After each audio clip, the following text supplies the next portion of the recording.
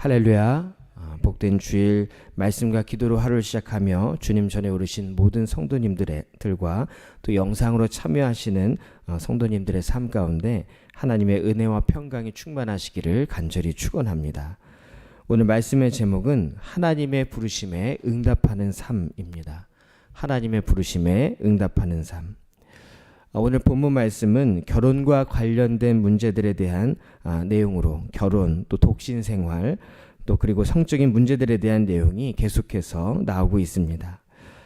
사도 바울은 이 결혼과 독신 생활에 대해서 이야기하고 있지만 이것은 단순히 그러한 내용을 넘어서 우리가 하나님과 어떤 관계를 맺고 살아가야 할지, 또 우리 삶 가운데 하나님의 부르심은 무엇인지 보다 근본적인 삶의 자세에 대해서 말씀을 전하고 있습니다. 사실 부부라는 것은 가장 은밀하고도 솔직하며 가장 친밀한 관계라고 할 수 있습니다. 우리가 가장 가까운 사람을 어떻게 대하는지 보면 그 사람이 다른 사람을 어떻게 대하는지, 또 관계를 어떻게 맺어가는지 알 수 있습니다. 더 나아가 사람과 관계 맺는 것을 보면 하나님과 관계 맺는 것도 비슷하다는 것을 발견하게 됩니다. 그러기에 어떻게 보면 사람과 관계 맺는 방법을 통해서 우리는 하나님과 관계 맺는 방법을 배우기도 합니다. 이 사람과 사람 간에 또 하나님과의 관계를 맺는다는 것, 그것은 책임의 문제와도 직접적으로 연결이 됩니다. 결혼 생활에 있어서 가장 중요한 것 중 하나가 바로 책임과 의무입니다. 더 나아가 모든 관계에 대한 문제에 있어서도 중요한 것이 바로 책임입니다. 관계가 깨어지는 것을 보면은 이 책임감이 떨어지면서 해야 할 의무를 다하지 못하면서 관계가 깨지는 것을 볼 수 있습니다. 몇 년 전에 미국의 한 목사님이 설교를 하시는데 관계에 대한 설교를 하면서 한 스티커를 갖고 오셨습니다. 이 스티커의 앞에는 엽서만한 예쁜 그림이 그려져 있고 그 뒤에는 접착제가 붙어 있었습니다.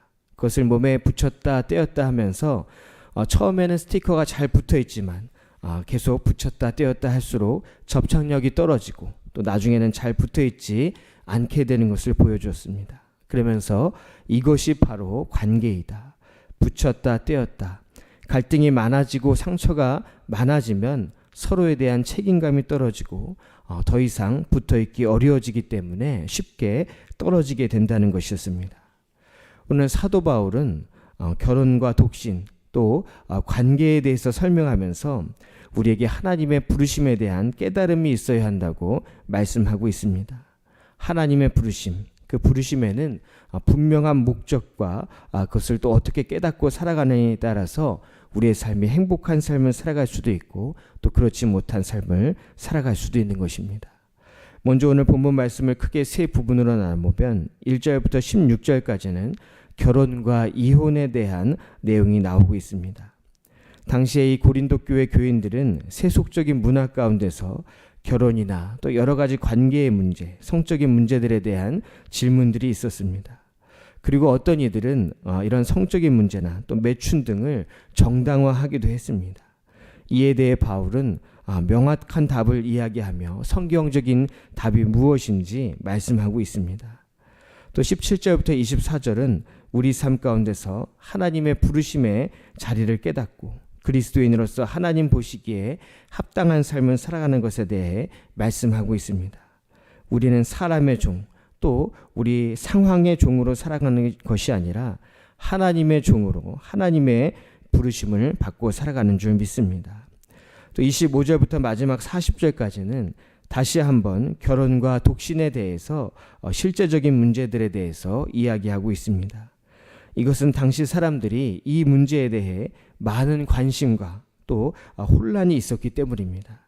이에 대해 바울은 우리의 관점을 내 삶의 현실에서 하나님께 헌신하는 삶이 무엇인지 옮겨주게 됩니다. 우리는 상황에 집착하지만 시선을 돌려 하나님께서 원하시는 삶, 하나님께 영광을 올려드리는 삶을 살아야 한다는 것입니다. 오늘 본문 말씀은 우리 생각의 한계성 또 현실성이라는 그 인간적인 생각들을 넘어서 그보다 중요한 것, 하나님과의 깊은 관계 속에서 우리가 어떤 결정을 하고 어떤 삶을 살아갈 것인지 생각하게 해주는 말씀입니다. 오늘 말씀을 함께 나누며 우리에게 말씀하시는 주님, 우리의 시선을 하나님께 옮기기를 원하시는 그 주님의 음성을 듣고 새로운 결단 가운데 우리 말씀을 따라 살아가는 복된 삶이 되시기를 간절히 축원합니다. 첫 번째는 하나님이 각 사람을 부르신 그대로 행하라는 것입니다. 하나님이 각 사람을 부르신 그대로 행하라. 결혼이나 독신이나 또 이혼이나 재혼이나 사실 이러한 일들은 우리 삶과 밀접히 연결된 일입니다. 또 인간의 삶 가운데 가장 중대한 결단이 일어나는 일이기도 합니다. 사람이 누군가를 만나게 된다는 것, 또 헤어지게 되는 것, 또 혼자 사는 것, 또 다시 누군가를 만나게 되는 것, 이것은 저마다 다 사정이 있고 입장이 있습니다. 어떻게 한마디로 정리되는 그러한 일이 아닙니다. 인간의 삶에 있어서 어찌 보면 가장 복잡한 문제입니다. 그런데 당시 고린도 상황은 지금의 상황보다 더 그랬습니다. 고린도는 성적으로 문란했다고 하는데 이는 사람들이 자신의 공허한 마음, 복잡하고 불안한 마음을 어디로부터 위로를 받았느냐? 바로 성적인 것, 누군가의 관계를 통해서 육체적이든 정신적이든 누군가의 관계를 통해서 위로를 받았다는 것입니다. 누군가와 관계를 맺게 된다는 것, 친밀한 관계가 된다는 것, 그것은 또 다른 세계가 열리는 것입니다. 때로는 상처를 받을 수도 있고 또 때로는 위로를 받을 수도 있습니다. 관계 가운데 비밀이 생기기도 하고 또 분쟁과 갈등이 생기기도 합니다. 더 나아가서 이 결혼 생활, 또 이혼, 재혼, 남녀가 만나고 헤어지는 과정 가운데 인생에 큰 변화가 생기기도 합니다. 이 바울의 말씀들을 종합해 보면 이 모든 인간의 만남과 헤어짐의 과정 속에서 어떤 것이 옳다 그르다 단정짓기는 어렵지만 가장 중요한 것, 그 모든 관계 속에서 가장 중요한 것, 그것은 바로 모든 관계 속에서 하나님의 부르심이 무엇인지를 생각하고 그대로 행하여야 한다는 것입니다. 결혼을 앞두고 있다면 결혼을 통해서 하나님이 나에게 원하시는 것이 무엇인지, 또 독신을 추구하고 있다면 그 안에 정말 하나님의 뜻과 계획이 있으신지, 또 이혼을 하기로 했다면 그 인생을 향한 하나님의 뜻이 무엇인지를 먼저 잘 생각하고 하나님의 뜻을 구하여야 한다는 것입니다. 그러나 당시 많은 사람들이 이러한 생각 없이 살았습니다. 선택과 결정의 과정 가운데 하나님 없이 자신들의 뜻대로 결정하는 일이 많았다는 것입니다.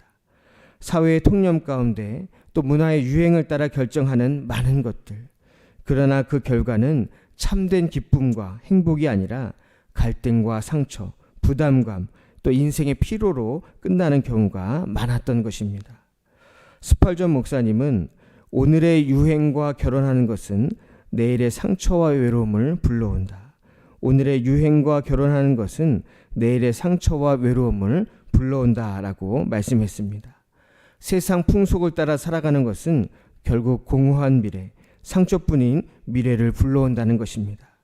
그러기에 우리는 언제든지 어느 순간에든지 항상 하나님의 뜻이 무엇인지 하나님의 뜻을 구해야 합니다. 오늘 본문 23절은 너희는 값으로 사신 것이니 사람들의 종이 되지 말라. 너희는 값으로 사신 것이니 사람들의 종이 되지 말라라고 말씀하십니다.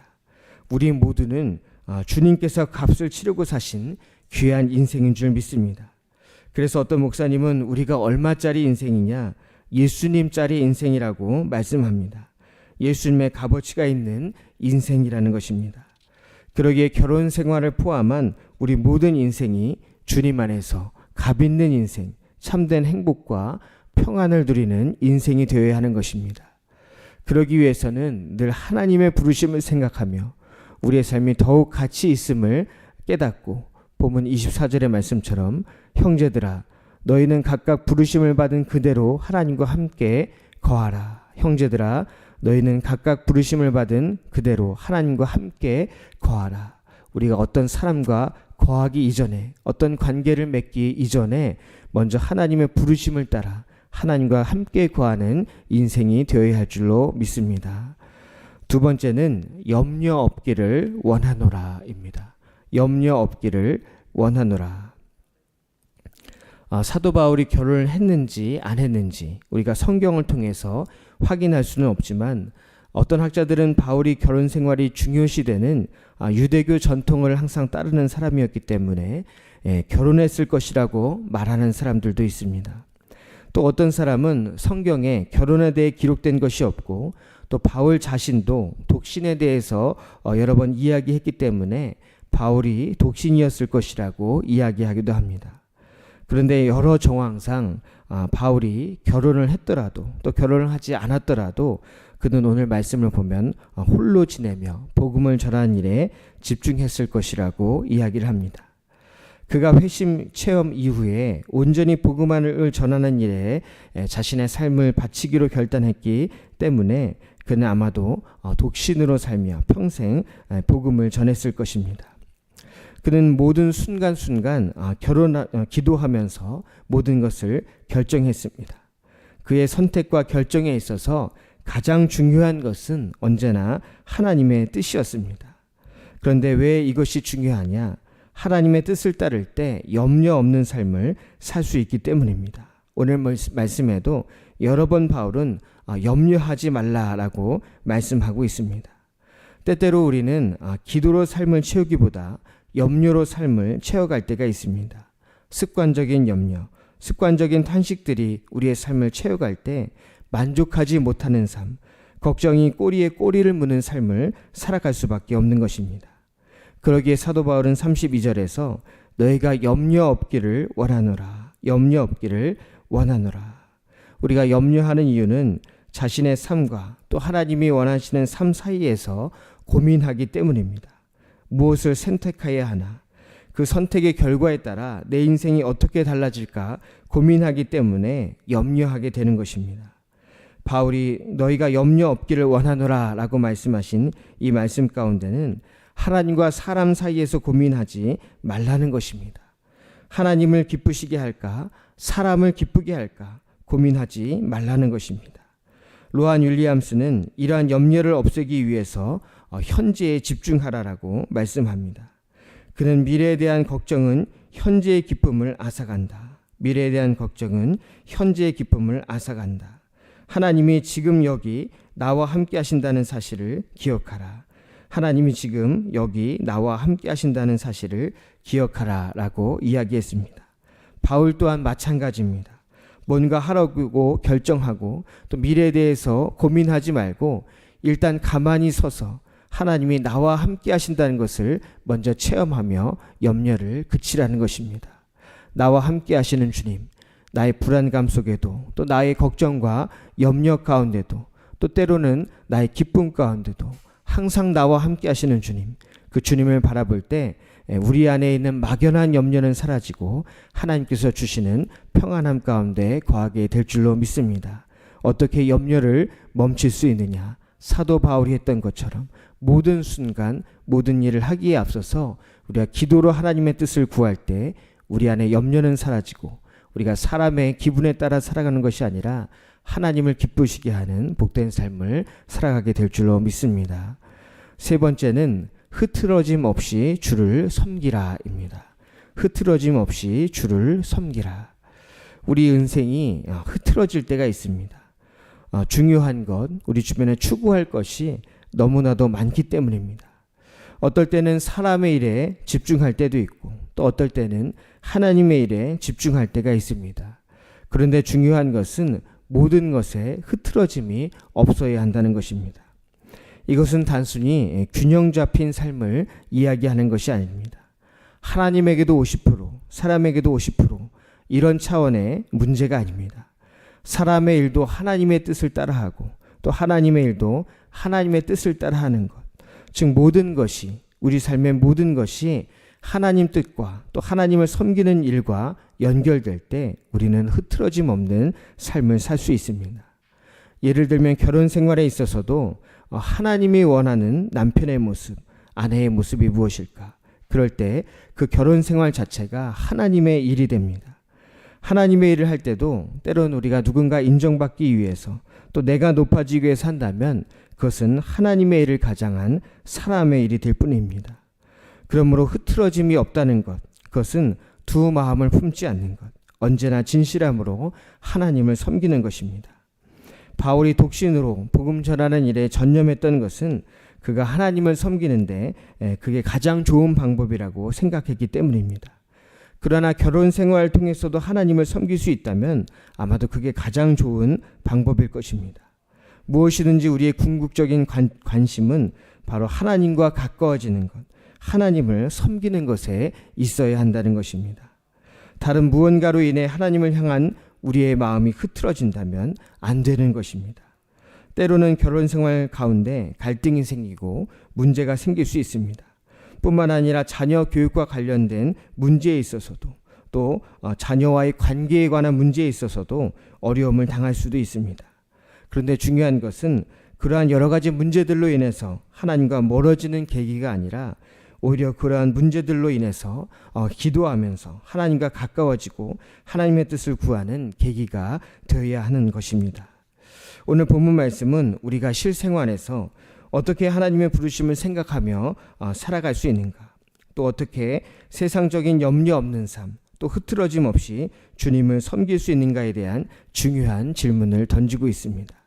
많은 책임의 문제, 또 문화적인 통념의 문제, 또 주를 섬기는 모든 일에 있어서 우리는 언제나 하나님의 마음으로 또 하나님의 방법으로 오직 주님 안에서 모든 것을 행할 때 우리 삶 가운데 주님 주시는 참된 만족과 행복이 넘쳐나게 될 줄로 믿습니다. 오늘도 이러한 믿음으로 승리하는 복된 삶이 되시기를 간절히 축원합니다. 기도하겠습니다. 사랑의 주님, 복된 거룩한 주일을 허락하시고 오늘도 주님 전에 나와서 기도하며 하루를 시작하게 하심을 감사를 드립니다.